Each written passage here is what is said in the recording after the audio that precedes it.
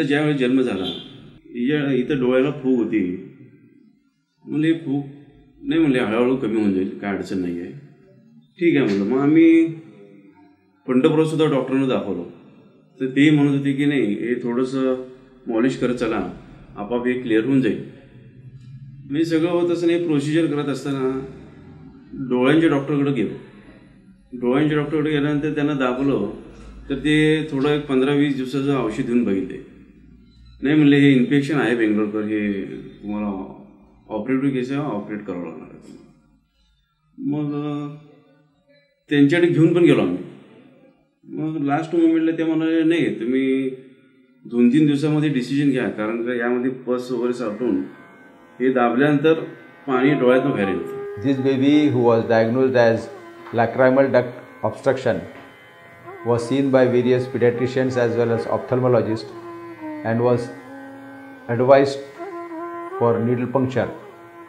But being so small, the parents came to homeopathy and you could see how homeopathy helped her out. Totally, she is free now. In about 6 months' time, everything vanished as if there was nothing. You could see in the video the way amount of pus and discharge and pain she was, and the amount of pain she used to have when the father used to press the eye. So all these things are very beautifully taken care with homeopathy.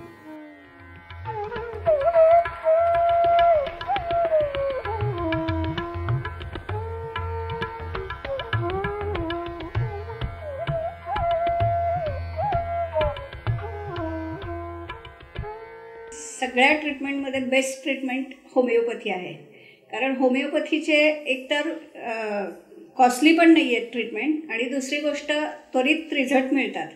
असे बरेच patient माझ्या अनुभवात आलेले आहेत की त्यांना होमिओपॅथीमुळेच गुण आलेले आहे. Doctor Agarwal is best doctor, कारण त्यांचं डायग्नोस इतकं परफेक्ट आहे की तिथं आल्यावर पेशंटचं दुखणं निम्मं तिथंच कमी होतं.